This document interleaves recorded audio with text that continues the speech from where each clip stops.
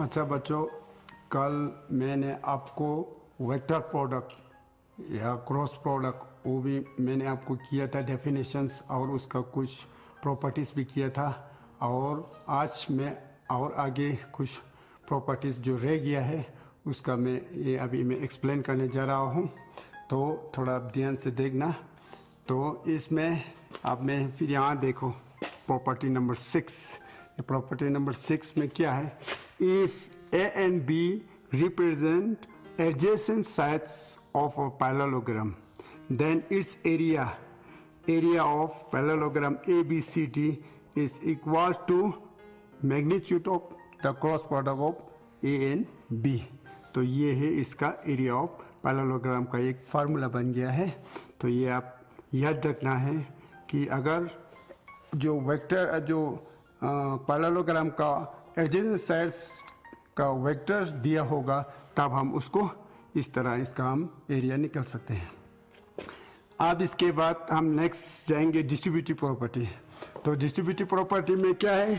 तो distributive property में किसी भी और एडिशन है तो A vector A cross B plus C, तो वो क्या आएगा? A cross B plus A cross C. Similarly ये जो है ये स्केलर प्रोडक्ट है, तो ये स्केलर जो प्रोडक्ट है तो वो ये जो लैम्डा है स्केलर लिया है वो ए के साथ भी हो सकता है और बी के साथ भी हो सकता है। यहाँ मैं अलग अलग करके आपको दिखाया है। आप कोई भी जो वेक्टर्स दिया होगा उसका अगर ये कंपोनेंट फॉर्म में दिया होगा तो उसको हम क्रॉस प्रोडक्ट कैसे निकालेंगे? तो ये वही डिटर्मिनेंट फॉर्म में लाएंगे, उसी हिसाब से हम करेंगे। तो ये इस तरह सॉल्व होगा। इसमें कोई भी जैसे ए कोई ले लो, जैसे कि कोई 2i plus 3j plus 4k, तो ये हो गया कंपोनेंट फॉर्म। और दूसरा होगा b, तो इसमें क्या है कोई भी हम ले सकते हैं इसी तरह। तो अगर इसका हम क्रॉस प्रोडक्ट निकालना चाहते हैं ए क्रॉस बी इसका, तो ये पहले वाई जो सेम है, यहाँ पे एक्स वाई जेड जो भी था उस समय उस तरह निकलना था। अब यहाँ पे यूनिट वेक्टर है, पहले यहाँ हम यूनिट वेक्टर लेंगे आई जाए के यूनिट वेक्टर्स और बाकी उसका कंपोनेंट 2 3 4। यहाँ देखिए 2 3 4 अपना अपना यूनिट वेक्टर का जो स्केलर है वो लेंगे। तो यहाँ पे आई का क्या है 5 है, यहाँ पे इसी तरह कॉरस्पॉन्डिंग ले। ये यूनिट वेक्टर जाए का क्या है -2 है और के का +1 है। तो इसको सॉल्व, बाकी हम ये डिटरमिन फॉर्म में आया तो इसको तो सॉल्व हम आराम से कर सकते हैं बच्चों, ठीक है। फिर वो आई फिर इस तरह हम करेंगे इसका रो और कॉलम स्किप करके। तो 3 1 माइनस फिर होगा 4 × -2, इसी तरह -j, फिर इसका रो और कॉलम स्किप होगा तो ये क्रॉस प्रोडक्ट लेंगे। तो ये आएगा 2 - 5 4 20, इसी तरह लास्ट प्लस ये सोल्व करना है, ऑपरेट करना है के यूनिट वेक्टर के, ये और ये स्किप करेंगे तो ये आएगा -4, ये आएगा -5 3 15। तो इस तरह हमारा क्या मिलेगा सॉल्यूशन। तो ये क्या बना 3 1 3 4 2 8 प्लस 8 3 11i माइनस, अब ये -18 आएगा, -18 माइनस प्लस 18 जाए वेक्टर। फिर इसके बाद देखिए ये 19 आया सम करके -19 जो है फिर बना -19 के।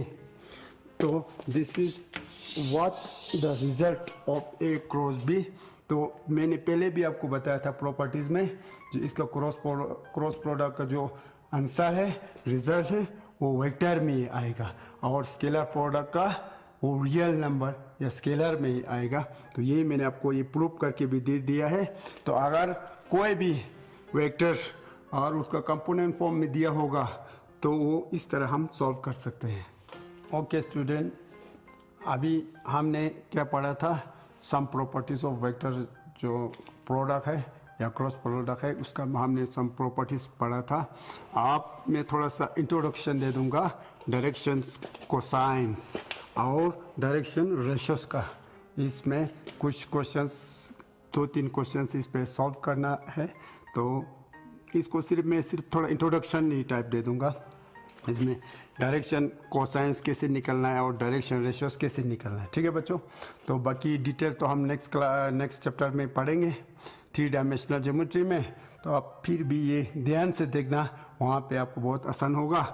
तो हमें देखिए, हमें यहाँ पे मैंने दिया हुआ है, यहाँ पे अब हम 3 डायमेंशनल जो यहाँ पे मैंने दिया है, एक्स एक्सिस, वाई एक्सिस और जेड एक्सिस।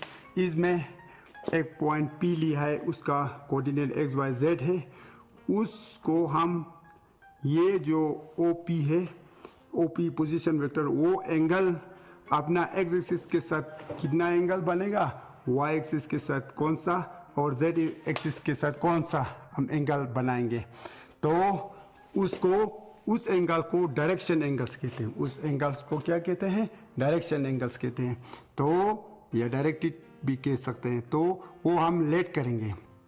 ये जो OP है एक्स एक्सिस पे कितना वो अपना एंगल बनाएंगे, तो इस तरह ये यहाँ मैंने दिखाया है, ये मैं रख रहा हूँ अल्फा, ठीक है जी।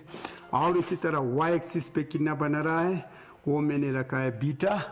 और जेड एक्सिस पे, यहाँ देखो, ये जेड एक्सिस पे ये मैंने गामा रखा हुआ है, ठीक है, लेट किया हुआ है। तो उसको हम क्या बोलते हैं, डायरेक्शन एंगल्स कहते हैं, ठीक है। डायरेक्शन एंगल्स क्या होता है, थोड़ा सा आपको पूरा क्लियर आपको समझना पड़ेगा। जो OP जो वेक्टर है वो एक्स एक्सिस के साथ कितना एंगल बनेगा और वाई एक्सिस के साथ कितना एंगल बनेगा और जेड एक्सिस के साथ कितना एंगल बनेगा, उस एंगल को हम डायरेक्शन एंगल्स बताएंगे, ठीक है जी। उसको हम डायरेक्शन एंगल कहेंगे। तो आप जो डायरेक्शन कोसाइंस क्या होता है, फिर डायरेक्शन कोसाइंस, तो डायरेक्शन कोसाइंस वही एंगल को अब हम कोसाइन में ले लेंगे, तो उसको हम डायरेक्शन जो कोसाइंस कहेंगे, उसको हम क्या कहेंगे, डायरेक्शंस कोसाइंस। तो यही इसका हम cos alpha, cos beta, cos gamma, उसको हम क्या कहेंगे, डायरेक्शन कोसाइंस कहेंगे, ठीक है जी। तो ये याद रखना है कि डायरेक्शन कोसाइंस क्या होता है। नेक्स्ट आप इसमें देखिए जी, इसको हम इन ट्राइंगल, ये राइट ट्राइंगल बना हुआ है OAP, ये थोड़ा सा सीधा तो नहीं बना है फिर भी। अब इसमें इन राइट ट्राइंगल OAP में आप इसमें कोस अल्फा जो यहाँ है, इस इक्वल टू कोस अल्फा किसके बराबर होता है, बेस बाय हाइपोटेन्यूज, ठीक है। तो ये बेस आपका क्या है, यहाँ x है, और आपका हाइपोटेन्यूज क्या है, वो आपका R है। तो इस तरह बनेगा। तो A पे राइट एंगल होगा, किस पे राइट एंगल होगा, A पे राइट एंगल होगा। इस तरह बना हुआ है, ये A पे राइट एंगल है, ठीक है जी। ये आपको थोड़ा सा ध्यान रखना होगा, ये आपको O होगा, ये आपको P होगा। तो ये आपका क्या बनेगा, ये आपका R है, और ये OA, ये आपका X है, ये आपका एंगल है। एंगल यहाँ पे आपको, यहाँ एंगल जहाँ पे OP बनेगा, तो यहाँ एंगल बनेगा इस तरह, ठीक है जी। तो एंगल इस तरह बना हुआ है, ये एंगल अल्फा है।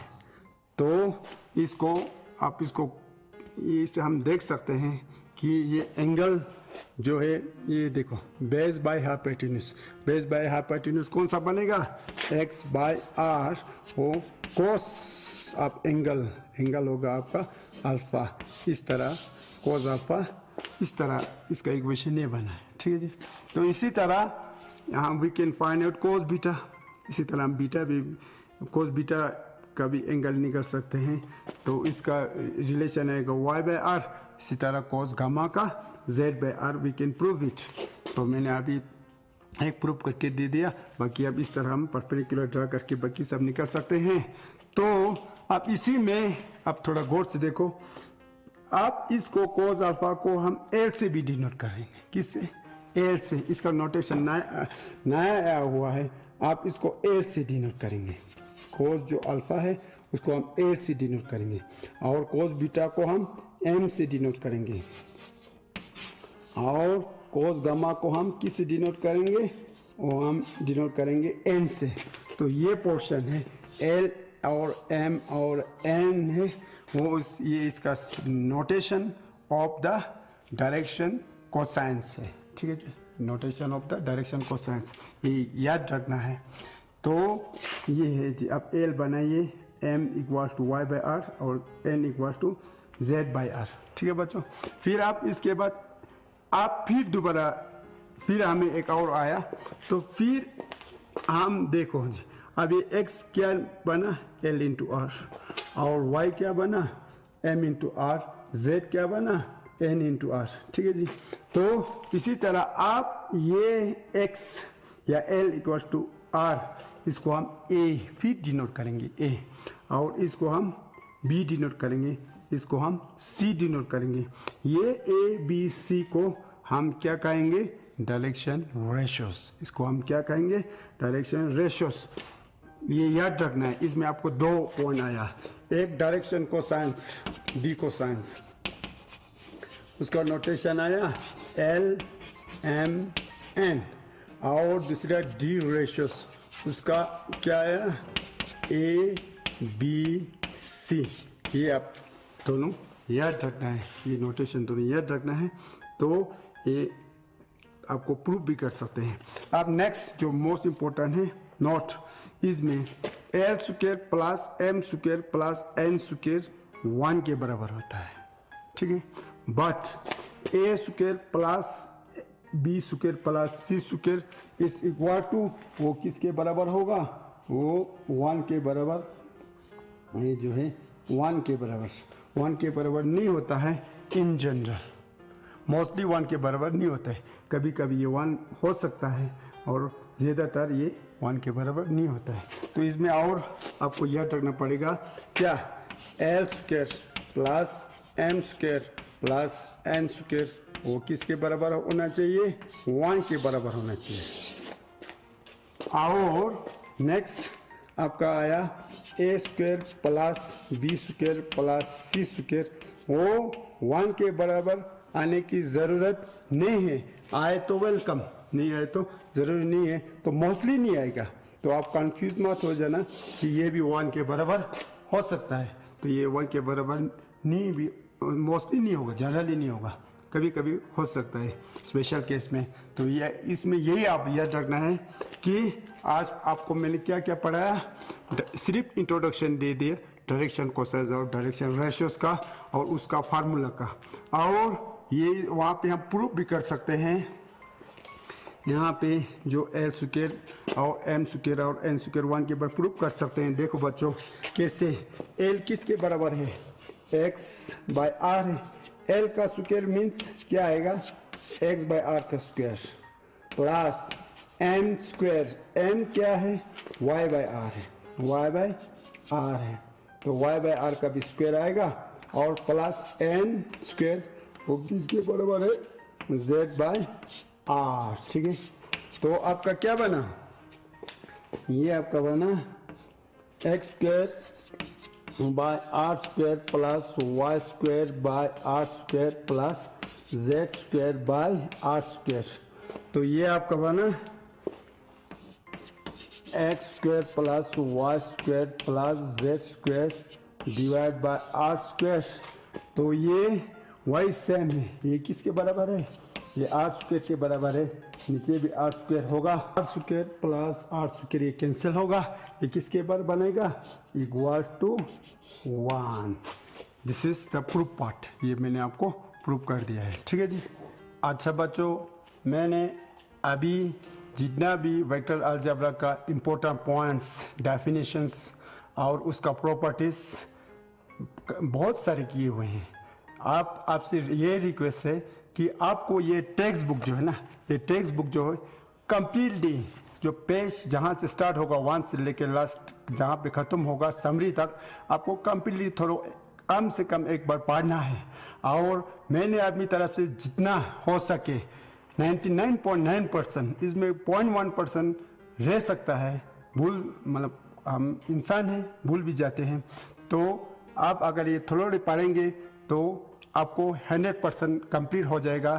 तो जब आप कॉम्पिटिटिव एग्ज़ाम में आपके पास पूरा थोरोली नॉलेज होगा तो आप उस समय बहुत इजी होगा।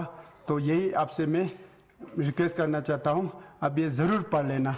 अब हम जा रहे हैं एक्सरसाइज पार्ट। अब हम क्वेश्चन आंसर पे जाएंगे। इसमें से कुछ हम क्वेश्चन सॉल्व करके दे देंगे, बाकी आप खुद करना होगा। तो चलिए जी, हम एक्सरसाइज 1 में जाएंगे। तो एक्सरसाइज 1 में क्या है बच्चों, आप देखो गौर से। एक्सरसाइज 1 में हमने सॉल्व करना है। तो एक्सरसाइज 1 10.1 का 10.1 तो बहुत आसान है। आप इसमें क्वेश्चन नंबर फर्स्ट तो आसान है। Represent graphically a displacement of 40 kilometre 30 degree east of north. मैंने आपको पहले डिटेल यहाँ पे बना के भी दे दिया है, तो आप ये खुद कर सकते हैं। Second question, classify the following measures as scalars and vectors. इसको क्लासीफाई करना है, वेरी इजी। आप पहले क्लास में भी पढ़ चुके हैं, अभी रिसेंटली मैंने भी आपको पढ़ा है। इसको आप विद इन ए सेकेंड में, आप उससे भी कम में आप इसको सॉल्व कर सकते हैं। इसमें क्या है, स्केलर्स और वेक्टर अलग अलग लिखना है, तो बहुत आसान है। इसी तरह classify, third question, classify the following as scalars as vector quantities. ये भी वही सेम क्वेश्चन रिपीटेड है। जैसे टाइम पीरियड दिया है, डिस्टेंस दिया है, फोर्स दिया है, वेलोसिटी दिया है, वर्क डन दिया है। तो very easily you can with in एक सेकंड से कम समय में आपको आंसर दे सकते हैं। Very good. और आप क्वेश्चन नंबर 4 में जाएंगे। इन फिगर 10.6 स्क्वायर, ये तो थोड़ा पढ़ते समय अब ये थोड़ा ख्याल रखना होता है कि जल्दी इतना जल्दी हम नहीं पढ़ते हैं, थोड़ा सा उसको ध्यान से पढ़ना होगा, फिर आप आंसर आपको इजीली मिलेंगे, वरना आपको आंसर नहीं मिलेंगे।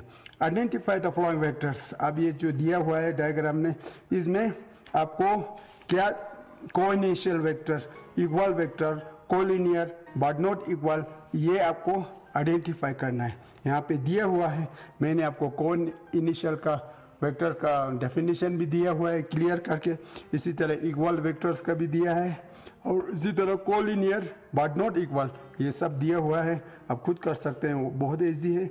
फिर लास्ट पे question number 5 true false question है, ट्रू फॉल्स क्वेश्चन।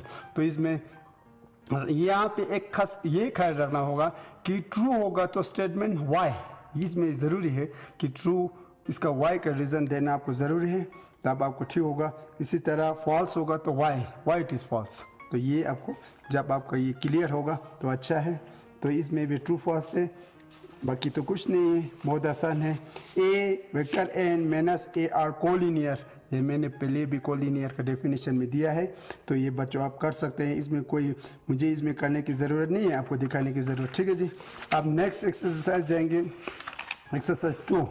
तो एक्सरसाइज 2 में तो बहुत आसान है। इसमें compute the magnitude of the flowing vectors, इसमें आपको मैग्नीट्यूड निकलना है, इसका दिया हुआ है वेक्टर। तो मैं एक क्वेश्चन आपको सॉल्व करके दे दूंगा, तो जल्दी आप देखिए। एक्सरसाइज 10.2, ठीक है बच्चों।